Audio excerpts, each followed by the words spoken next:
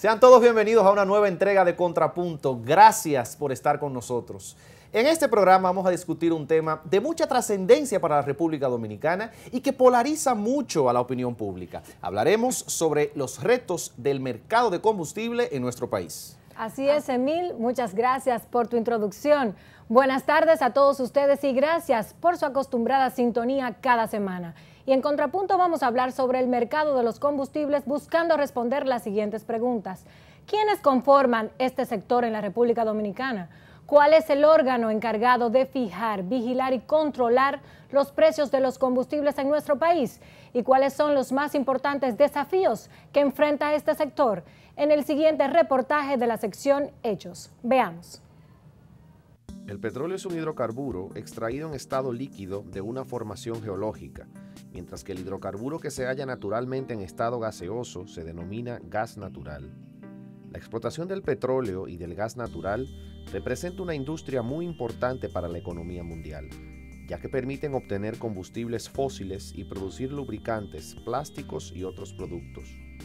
El mercado de combustibles procedentes del petróleo en la República Dominicana se caracteriza por la alta dependencia de los precios internacionales del petróleo. La Refinería Dominicana de Petróleo, Refidomsa, PDV, es una instalación de petróleo y terminal de importación de productos derivados del petróleo dedicada a la comercialización de combustibles en la República Dominicana y constituida por dos socios accionarios, el Estado Dominicano con el 51% de las acciones y PDV Caribe con el 49%. Según datos del portal de la Refinería Dominicana de Petróleo, Refidomsa PDV tiene una participación de mercado que supera el 60% en productos derivados del petróleo. Para el primer semestre del año 2017, los productos más vendidos fueron los diferentes tipos de gasoil, seguido de las gasolinas para uso vehicular. En el año 2001 entró en vigencia la Ley 112-00, que rige el mercado de los combustibles fósiles y que dispone la actualización semanal de los precios según las variaciones del mercado internacional. El artículo 1 de esta ley indica que se establecerá un impuesto al consumo de combustibles fósiles y derivados del petróleo despachados a través de la Refinería Dominicana de Petróleo, Refidomsa, u otra empresa, o importado al país directamente por cualquier otra persona física o empresa para consumo propio o para la venta total o parcial a otros consumidores. El impuesto será fijado en moneda local de curso legal. La fórmula utilizada para determinar los precios de los combustibles semanalmente en la República Dominicana está establecida en el Reglamento de Aplicación número 307-01 del año 2001. El precio oficial de venta de los combustibles resultaría de la sumatoria del precio de paridad de importación, más el impuesto establecido para cada combustible, más los márgenes de distribución y detalle, más la comisión de transporte que establece el Ministerio de Industria y Comercio.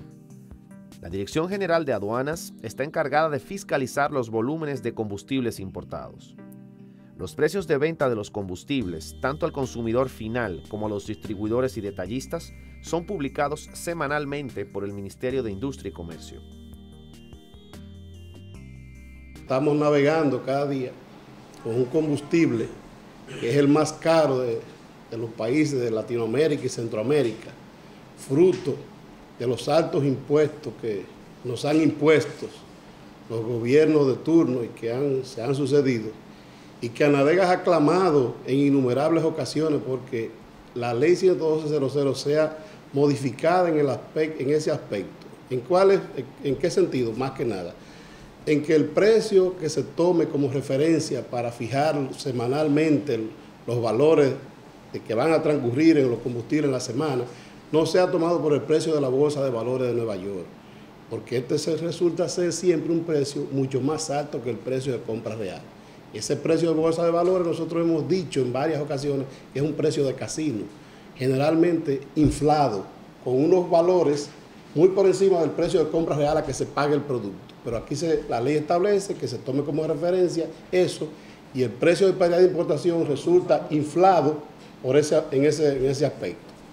La Dirección de Hidrocarburos del Ministerio de Industria y Comercio es la responsable de formular las políticas del mercado de los combustibles el cálculo y determinación de los precios de los derivados del petróleo conforme a las variaciones de los precios internacionales de los carburantes y de la tasa de cambio del dólar estadounidense.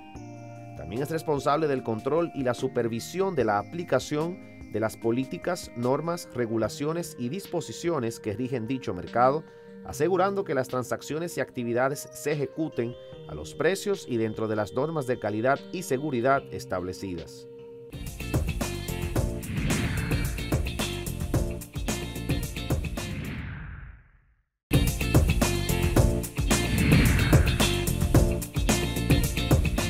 Según estadísticas de la Dirección General de Aduanas, se registraron en importaciones un total de 4.352 millones de dólares o 54 millones de barriles en el año 2013. A septiembre de 2014, debido a la caída en el precio internacional de los hidrocarburos, el monto de las importaciones de petróleo y derivados fue de 3.076 millones de dólares o unos 39.6 millones de barriles, equivalente a una reducción de 7.1% con relación al monto de septiembre del año 2013.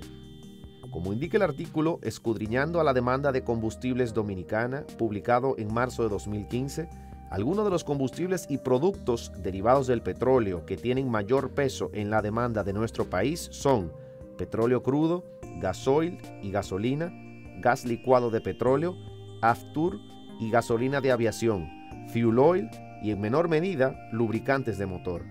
Estos productos representan en conjunto casi el 30% del total de importaciones nacionales de bienes, excluyendo zonas francas, a septiembre de 2014. De los casi 40 millones de barriles importados a septiembre de 2014, el 28% correspondía a gas natural, el 25% a gasolina y el gasoil y un 22% a petróleo crudo, así como un 18% constituido por el fuel oil. El gas natural procedía en casi su totalidad de Trinidad y Tobago. El 70% del fuel oil provino de los Estados Unidos, un 10% de Bahamas y un 8.6% de Curazao. El petróleo provino en un 42% de México y de Venezuela el 58%, mediante el acuerdo Petrocaribe, a un precio promedio de casi $100 por barril. Desde Venezuela también proviene cerca del 25% de la gasolina y el gasoil importado, mientras que un 45% de estos productos proviene desde los Estados Unidos. Básicamente, como yo le narraba, los aspectos que contiene la ley 112.00, que decimos que es un entuerto, lo de seguir queriendo mantener que se tome como referencia el precio de la Bolsa de Valores de Nueva York, ahí tenemos envueltos valores por galón de 20, 25 dólares por encima, que hacen que el precio de paridad de importación sea más alto que el que debía ser, porque el precio de compra es otro. Y el precio de pago, para entenderlo más fácil, de la factura no es el precio de bolsa al momento de pagar la factura petrolera. Y a eso usted le añade que por ese concepto estamos poniendo un ejemplo de 20 o 25 dólares por galón, que eso es lo que más o menos nosotros estimamos. Pero puede ser que también, o sea, en el barril me refiero, no en el galón ya listo, sino en el barril, de 20 o 25 dólares por barril, corrijo. Y los impuestos, que la ley le faculta una indexación que lo hacen con cierta frecuencia y que cuando comenzó la ley a correr en el año 2000, teníamos unos impuestos en la gasolina de 16 pesos, en el gasoil de 5 pesos, y que al día de hoy tenemos 89 pesos en la premium, 74 en la regular y 45 pesos en el diésel. Esos son los factores preponderantemente que hacen que nuestro combustible en República Dominicana no sea un combustible que genere competitividad con otras naciones para la producción. Petrocaribe es un acuerdo de cooperación energética solidaria propuesto por el gobierno de Venezuela con el fin de resolver las asimetrías en el acceso a los recursos energéticos. Ello por la vía de un esquema de intercambio favorable entre los países de la región caribeña. Petrocaribe propone una escala de financiamiento del 40% de la factura petrolera, tomando como referencia el precio de los hidrocarburos. Igualmente, extiende el periodo de gracia para el financiamiento de 1 a 2 años y prevé una extensión del periodo de pago de 17 a 25 años, reduciendo el interés al 1% si el precio del petróleo supera los $40 por barril. En el caso de la República Dominicana, el gobierno de la República Bolivariana de Venezuela suministraría directamente crudo, productos refinados y GLP o sus equivalentes energéticos al gobierno dominicano, siendo financiada una parte cuando el precio del barril excediera los $40 por un periodo de pago de 23 años más 2 años de gracia, estableciéndose un total de 25 años a una tasa de interés del 1%. Para el pago diferido, el gobierno de la República Bolivariana de Venezuela podría aceptar que parte del mismo se realizara con productos, bienes y o servicios establecidos mutuamente, por los que el gobierno de la República Dominicana ofrecería precios potenciales. Según las estadísticas de la Oficina Coordinadora de Negociaciones de Petrocaribe, adscrita al Ministerio de Hacienda, desde 2015 y hasta el 31 de junio de 2014, República Dominicana ha importado petróleo venezolano por un valor total de $8.224.1 millones. Desde el 2010, de forma parcial, esta deuda se empezó a compensar con exportaciones de bienes alimenticios producidos en República Dominicana que cumplan con un 70% de regla de origen dominicano. De enero a octubre de 2014, República Dominicana exportó a Venezuela, en pago de deuda de Petrocaribe, bienes por un valor de $40.3 millones. Entre estos productos se destacan pasta, harina, azúcar líquida, jarabe, entre otros.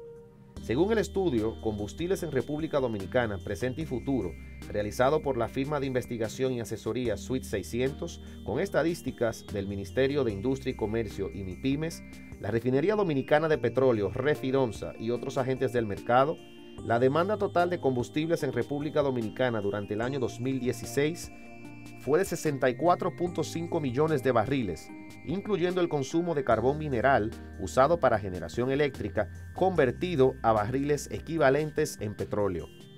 El crecimiento de la demanda en el 2016 fue de 3.5 millones de barriles respecto al 2015, lo que equivale a un 5.8%, cifra que, según la firma, está en consonancia con el crecimiento de la economía del 6.2% registrado por el Banco Central. Las empresas Texaco, Total y Martí, según el rango de 2016, ocupan los 3 primeros puestos en el ranking del top 10 de las empresas que participan en el mercado de hidrocarburos en el país, según dicho informe. Dentro del mercado del gas licuado de petróleo GLP, el consumo para el transporte es el que más creció por su posicionamiento preferencial como combustible alterno al uso de las gasolinas. En los resultados del estudio se indica que durante el 2016, el mercado fue suplido por diferentes empresas ligadas a la importación de combustibles, unas pertenecientes al sector gubernamental y otras en representación del sector privado. La refinería de petróleo importó el 37.8% de la demanda de combustible en el 2016, mientras que el 62.2% del negocio estuvo en manos del sector privado. AES Dominicana con 19.2%, los generadores con 19.2%, Coastal con 11.9%, importadores privados con 4.8%, Texaco con 2.7%, ESO con 2.5% y de asfalto con 1.3% y finalmente Interquímica con 0.6%. En la actualidad se reparte de forma más generalizada y no depende, como en el pasado, exclusivamente del aporte gubernamental por Refidonsa, situación que confiere mayor seguridad y pluralidad en el abastecimiento del mercado. La demanda total del mercado se encuentra distribuida en diferentes sectores o clases de mercado. El sector generación, que usa gasoil, fuel oil, carbón y gas natural, representa el 46.8% de la demanda total del país. La venta al detalle o retail, el segundo en importancia, abarca el 36.9% y está representado por los consumos de gasolina, gasoil, querosene, gas licuado y gas natural. Le sigue el sector comercial con un 10.1% y el de la aviación con 6.1%. Según el artículo República Dominicana, con las gasolinas más caras de la región, publicado en septiembre de 2017 por Joaquín Caraballo, comparado con Costa Rica, Guatemala, Nicaragua, Honduras y El Salvador, República Dominicana es el país con las gasolinas más caras de la región. La gasolina premium cuesta en el país 210.30 pesos por galón, que llevado a dólar a una tasa del 47.71 se traduce en $4.40, seguido de Costa Rica con $3.93, Honduras a $3.82, Guatemala a $3.82 El Salvador, a $3.34 y Nicaragua con la gasolina premium a $3.76. Demasiado caro, demasiado caro. Siempre subiendo y cuando bajan no bajan nada, no tienen a volar esos precios de combustible. Eso hay que bajarlo, eso hay que ponerlo a buen precio. Nada más en este país es el único lugar donde el combustible está en ese precio. Está muy elevado los combustibles, que el ajuste de los combustibles deberíamos de bajarlo más. Está muy caro, muy caro. Este país no está para eso. En los últimos 2 o 3 meses el petróleo se ha mantenido con un precio estable y se ha subido muy poco. Sin embargo, los combustibles han ido subiendo semana tras semana. No sé lo que el gobierno está aspirando con eso, pero la verdad es que nos están sacando el dinero de los bolsillos. Diría que están caros, ¿por qué vamos a hacer? Siempre suben y ahí se mantienen, pero ¿qué vamos a hacer?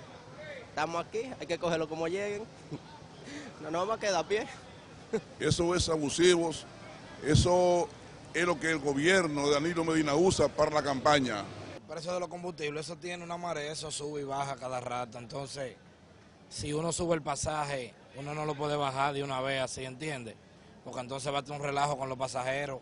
Hay gente que se van y vuelven, pero estaba tal precio, y volvió y subió, volvió y bajó. Tienen un control, tienen que tenerlo estable.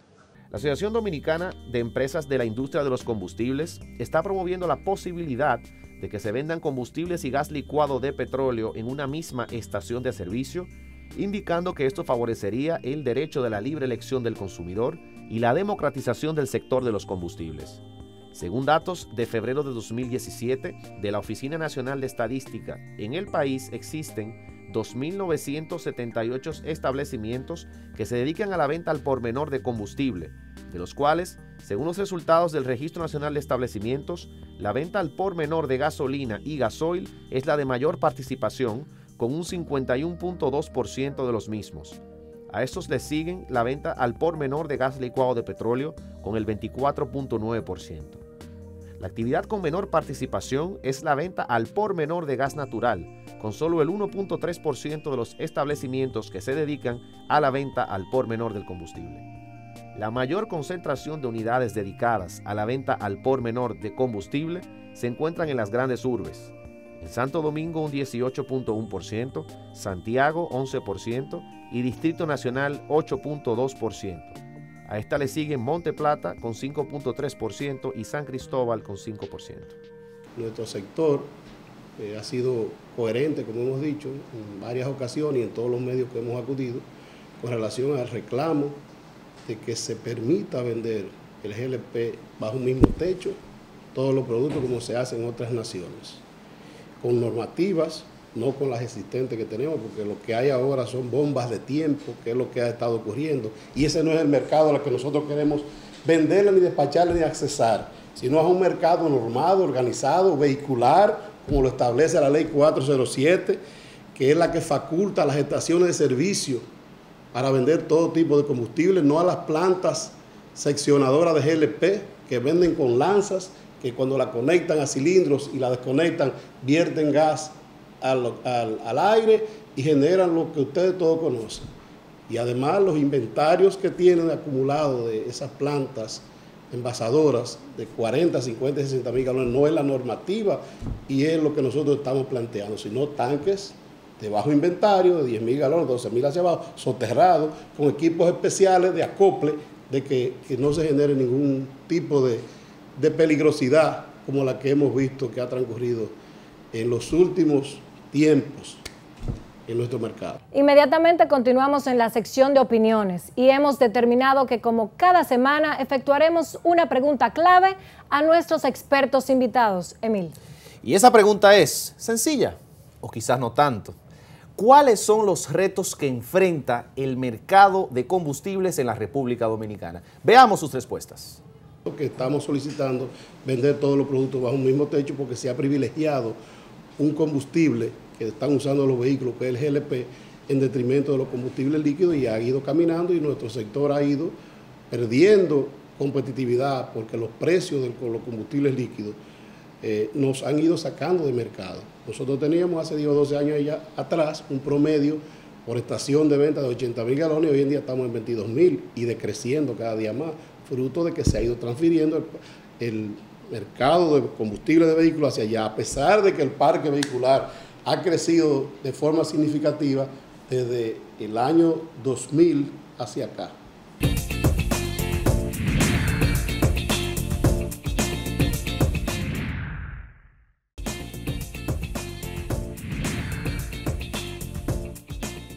Muchas gracias por estar con nosotros y bienvenidos a nuestra sección de análisis en Contrapunto. Hoy tenemos un panel muy interesante que está compuesto por el señor Raúl Herrera, quien es ingeniero de la Comisión Nacional de Energía. Bienvenido. Gracias. Buenas tardes y agradecido por la invitación. A nombre de nuestro director Juan Rodríguez Nina, pues estamos por acá atendiendo a su invitación. Muchísimas gracias.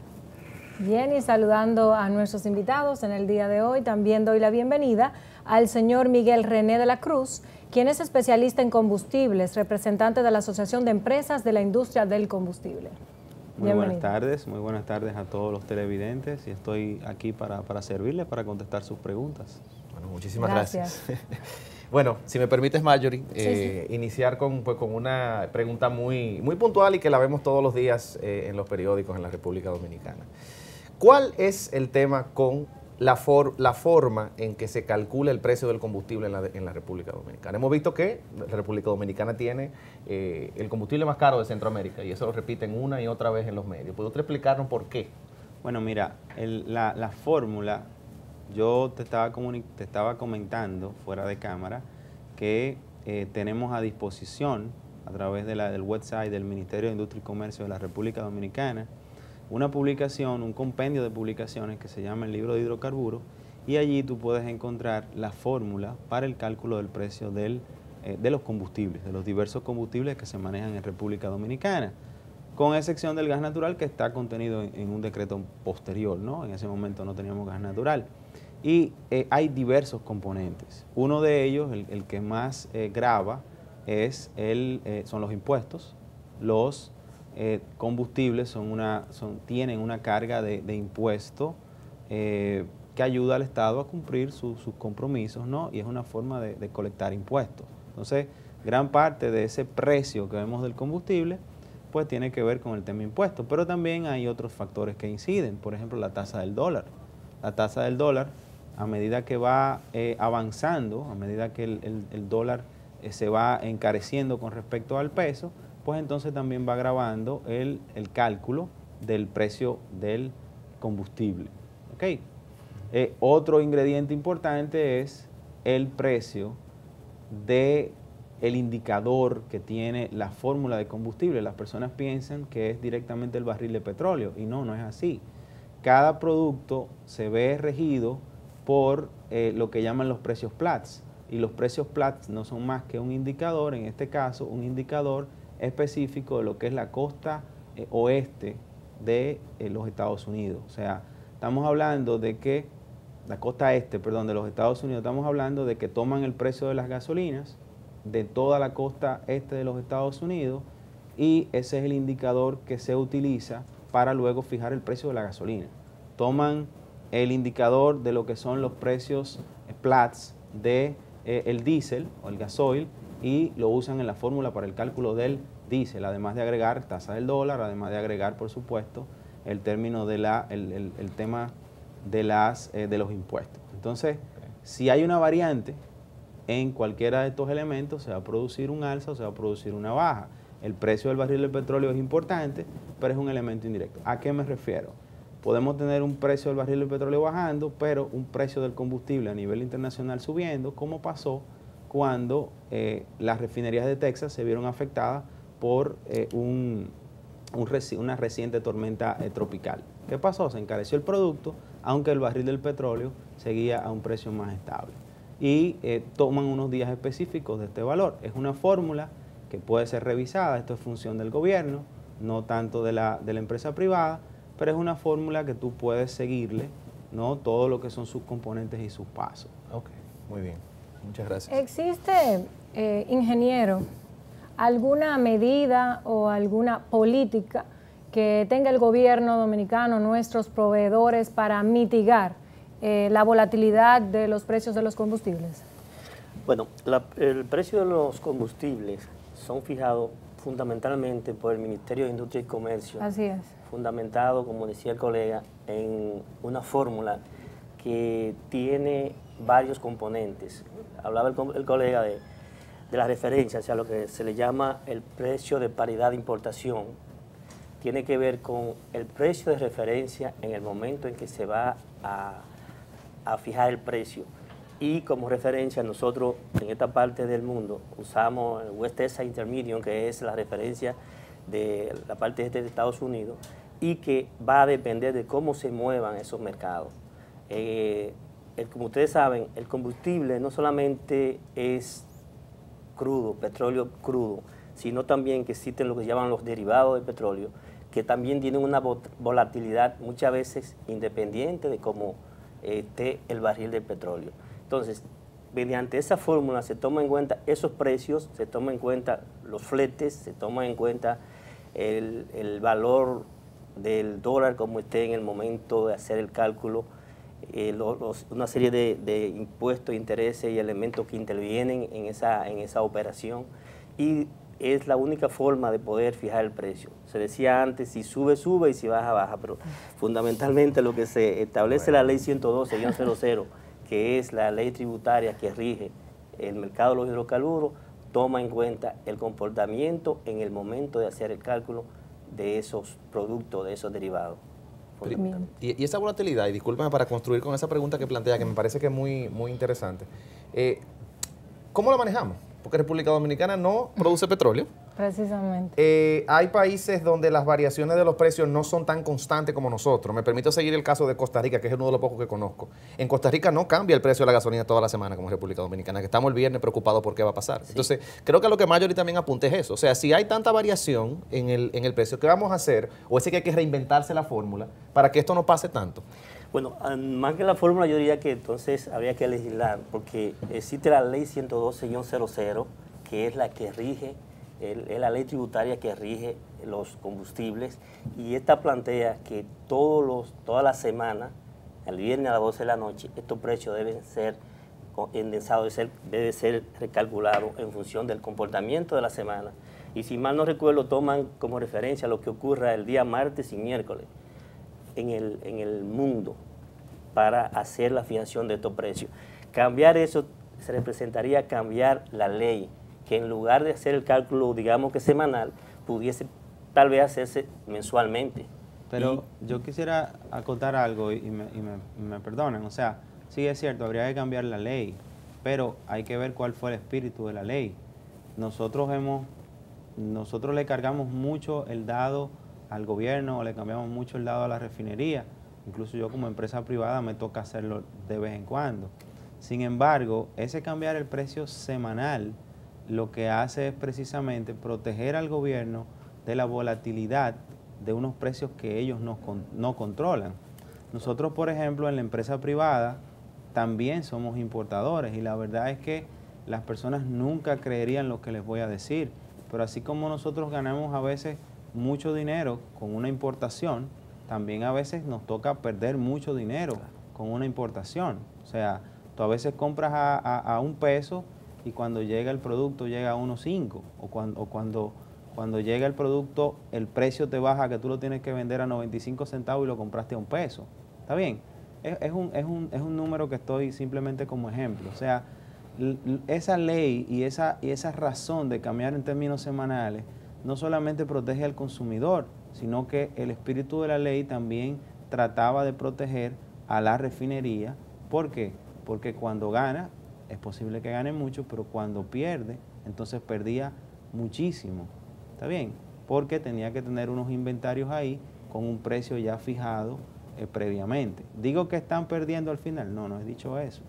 Pero sí que precisamente por un tema de volatilidad, créase o no, y si no, el mejor ejemplo es, vuelvo y digo, cuando las empresas privadas han tratado de hacer importaciones. Se ha ganado dinero, pero también hay muchas empresas que han salido del mercado porque compraron caro y les cambió el precio de manera oficial y tienen que vender a un precio mucho más barato.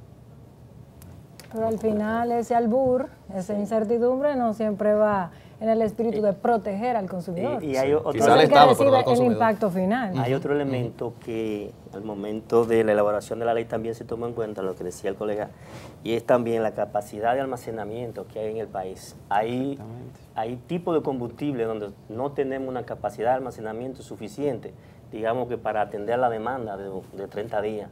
Hay tipos de combustible donde solamente tendríamos capacidad o tenemos capacidad de almacenamiento, quizás para un par de semanas. Entonces, eso también hizo que se tomara en cuenta esa volatilidad y también esa situación real de nuestro país.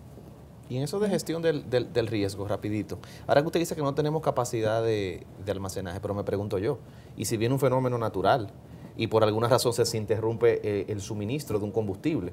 O sea, ¿cómo maneja eso República Dominicana? Mañana el Caribe, con todo este tema del cambio climático, hay una tormenta que impide que podamos importar por un mes o por 2 meses. ¿Se detiene un sector de la economía por falta de combustible? Yo no me atrevo a contestar esa pregunta de manera definitiva, pero yo creo que el Estado Dominicano, junto con la empresa privada, han tomado acciones. O sea, nosotros tenemos hoy día 2, 3, 4 lugares de aprovisionamiento de combustible, 4 terminales de importación de combustible. Ya no es solamente refinería. Cabe destacar que por sí sola, ninguna de estas terminales sería capaz de suplir toda República Dominicana, pero sí tenemos un poco de excedente. O sea que si nos toca, en lugar de dañarnos las 4 terminales, nos toca una, nos toca 2, de repente el cliente, el consumidor, el país, ni siquiera lo note. Sí, lógicamente hay una catástrofe mayor, pues bueno, otras serían las cosas, pero hoy día tenemos unas 3, 4 terminales de importación. Y para agregar un poco a esta parte de la gestión del riesgo en el sector, también es cierto que el sector, aparte del cambio climático, que es fundamental, se ve afectado por una propuesta, y es la extensión de la electricidad a áreas, por ejemplo, como la calefacción en los hogares, que no aplica en los países del Caribe, pero sí en otros de Latinoamérica, y en el área de transporte. ¿Está preparado el sector para esos cambios que se están planteando y que son a futuro, pero que ya lo vemos en el presente? Yo preferiría que reformularan la pregunta un poquito, a ver si puedo contestarla de manera más apropiada. Como el cambio climático va a afectar, a impactar por sus efectos al sector de los combustibles, una de las propuestas globales es extender la descarbonización. Y para eso la electricidad y la inversión en tecnología de bajo consumo de carbono. Viene el transporte eléctrico. Nosotros como mercado, ¿estamos preparados para esos cambios fundamentales?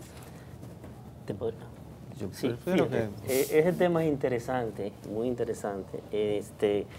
Con relación a, volviendo a la pregunta que hacía el colega sobre la gestión de riesgo, la Comisión Nacional de Energía ha realizado varios estudios, varios diagnósticos, dentro de los cuales uno de ellos, la cual nos tocó trabajar en el 2008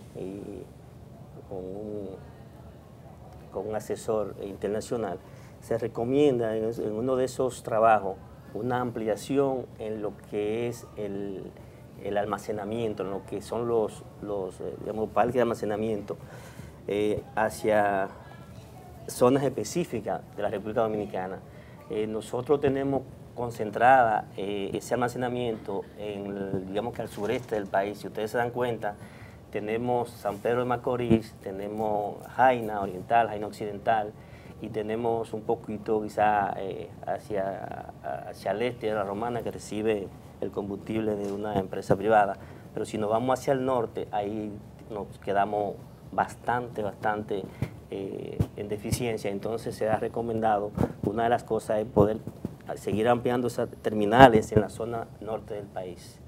Con respecto a si estamos preparados para lo que puede venir, y mencionabas los vehículos eléctricos, la Comisión Nacional de Energía recientemente ha estado teniendo encuentros con algunos empresarios, algunos países amigos como Corea del Sur, que están interesados en comenzar a introducir la tecnología del vehículo eléctrico. Híbrido.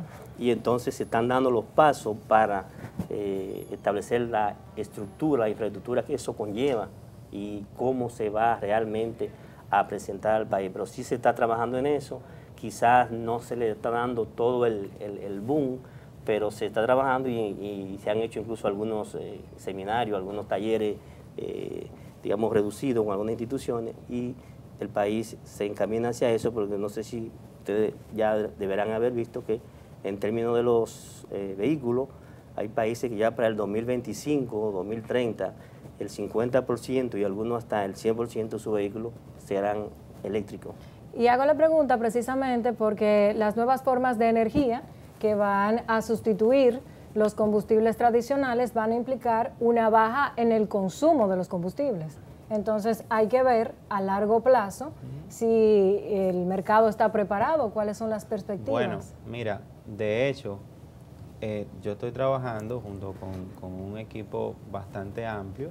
Tú tienes que haber oído un poco la controversia en el sector, ¿no? Para que las estaciones de combustibles líquidos, que son las que yo de una forma u otra represento, el negocio de la gasolina, el negocio del diésel, pues tiene que irse moviendo hacia combustibles alternativos, GLP, que es la discusión del momento, gas natural, que fue algo que vimos hace ya algunos años y que con mayor o menor éxito fue implementado, y por supuesto que tenemos en mente el tema de la electricidad. Mira, nosotros queremos cambiar incluso el concepto de qué somos. Nosotros no somos una empresa o no somos un conjunto de empresas que vende combustibles líquidos, sino que vende combustible para vehículos, para automóviles.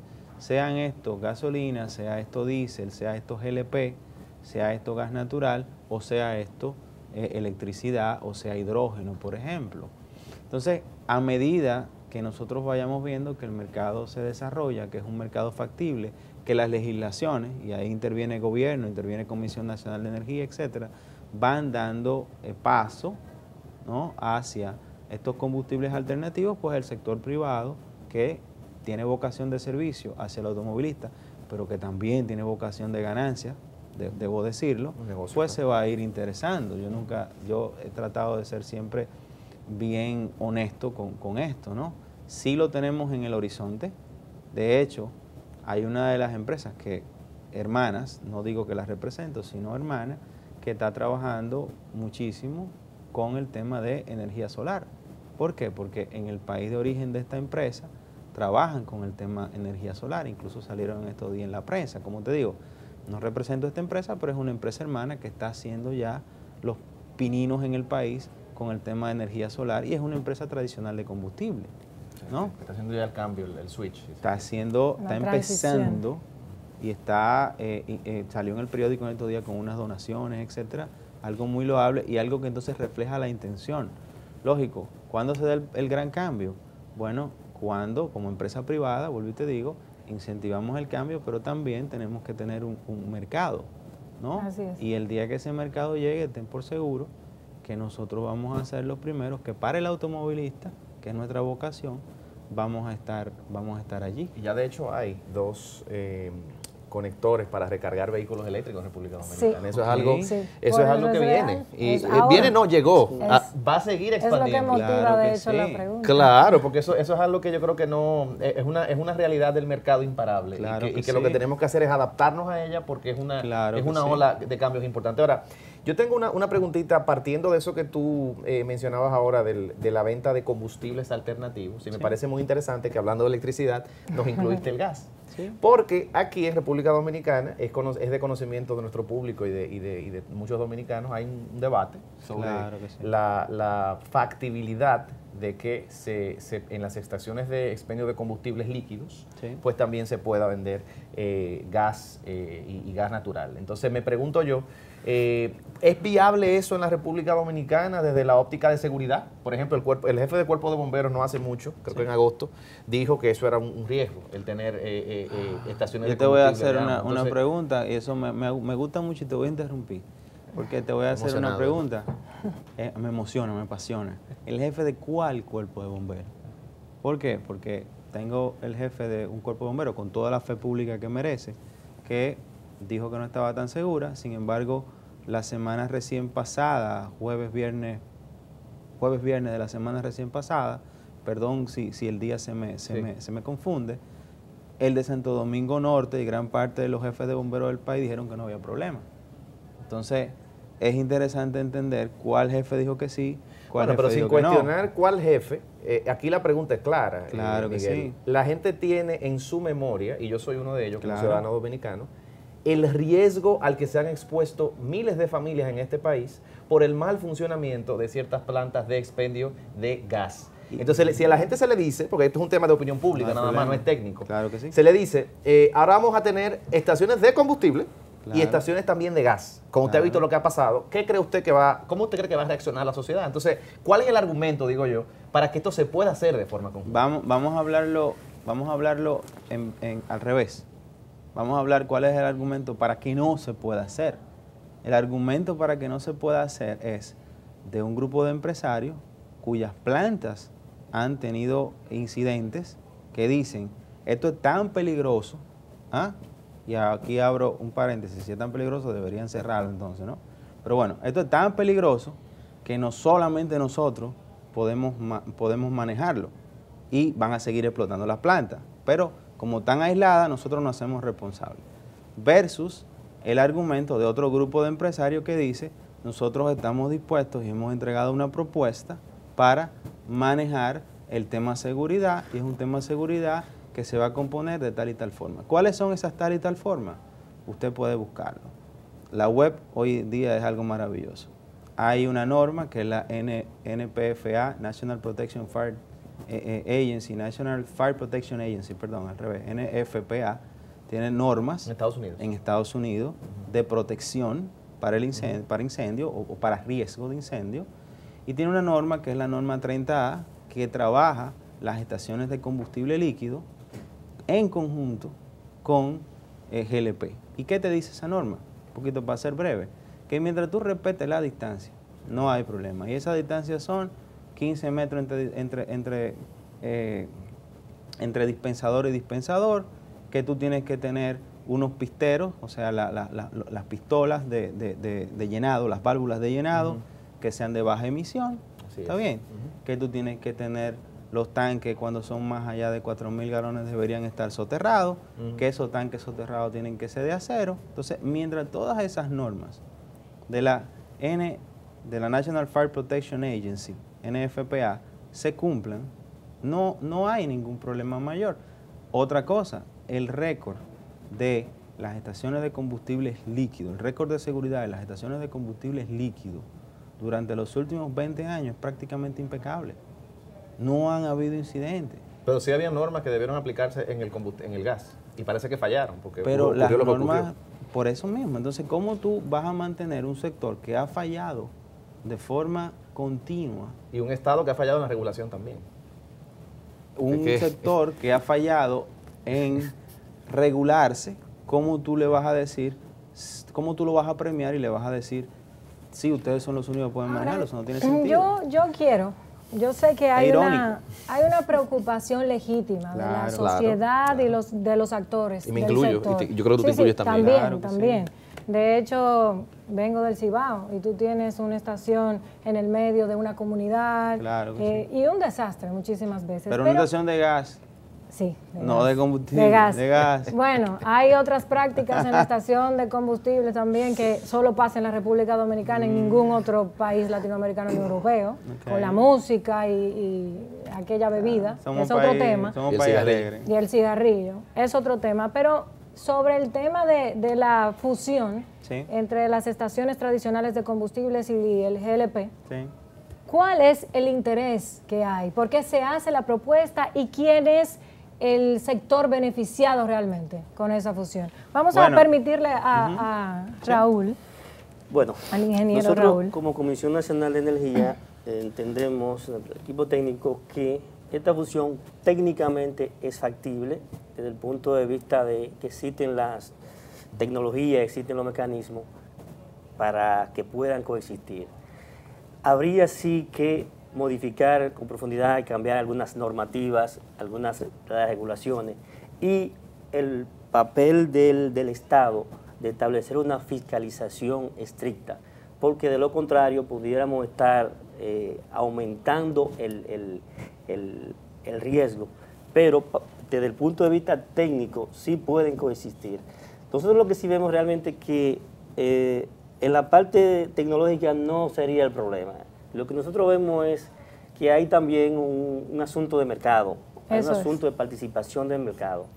En el año 2004, 2005, aquí en el país existían unas 437 envasadoras de GLP.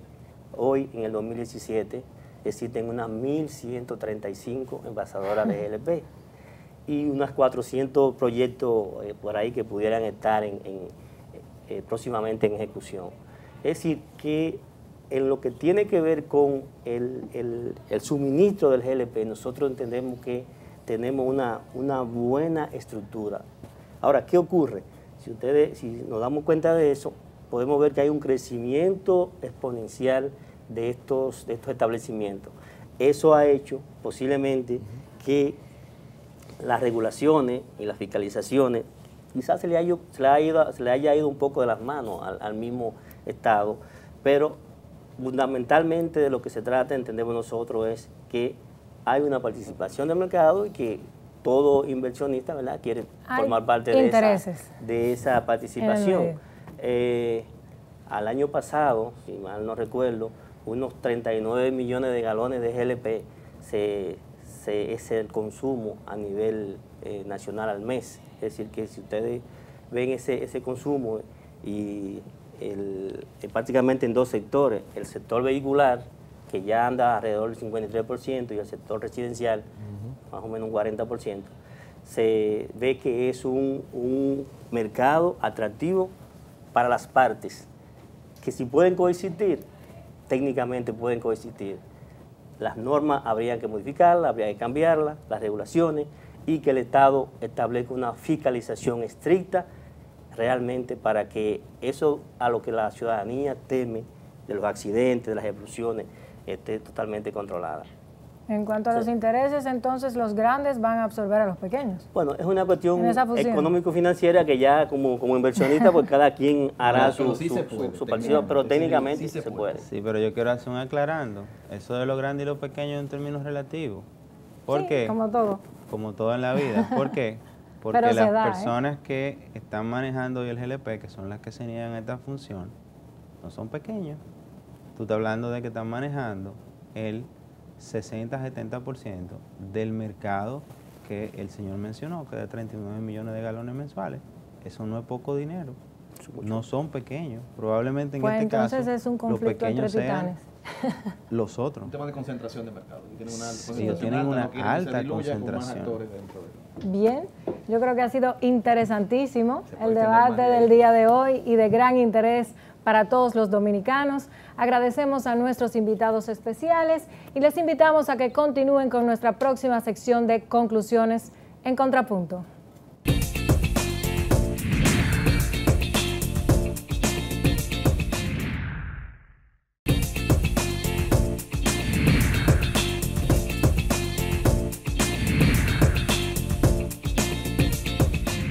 Como siempre, llegamos a la parte final de Contrapunto y parece que el tiempo es mágico. ¿Concluimos? Muy rápidamente, y es que el tema es un tema interesantísimo, al que yo sé que le podemos dedicar no uno, sino 2 y quizás 3 programas, y la cantidad de contenido que tenemos que digerir fue bastante, pero creo que lo logramos de la forma más sencilla y más informativa para ustedes posible. Así es, en nuestro reportaje, desde la evolución del mercado hasta la actualidad, los acuerdos de Petrocaribe, cómo hemos sido beneficiados en la República Dominicana. Cómo se fija el precio, que no depende del barril solamente. Interesantísimo. Como un no productor de petróleo, lo que implica para la República Dominicana, la volatilidad del mercado. Son muchos los retos realmente. En fin, son muchos términos que ustedes ahora tienen claro y que manejan para que puedan fijar sus conclusiones finales. Sobre todo, Emil, respecto del tema que ha concitado la atención en los medios de comunicación. Esta división de las estaciones de expendio de gasolina y de gas licuado de petróleo que saben ustedes que enfrentan a ciertos sectores. Ya vimos cuál es el problema, vimos que técnicamente se puede, pero hubo alguien que dijo por ahí, que está a mi lado, que siempre es un tema del grande y el pequeño. Intereses. Siempre. Intereses encontrados. Entonces vamos a hacer la pregunta final a los amigos televidentes. ¿Es factible o no que se fusionen las bombas de combustibles tradicionales con las de gas natural? Ustedes ya tienen los elementos necesarios para responder a estas preguntas y les invitamos a que lo hagan a través de las redes sociales y se sumen a este debate. Por favor, recuerden que pueden seguirnos a través de Twitter, Instagram, Facebook y nuestro canal de YouTube también, Contrapunto, en el que podrán encontrar este programa y otros programas también presentados para ustedes. Recuerden que el usuario es @contrapunto.rd. Bueno, pues muchas gracias. Sí, nos despedimos. Hasta la próxima semana, por aquí por Super Canal.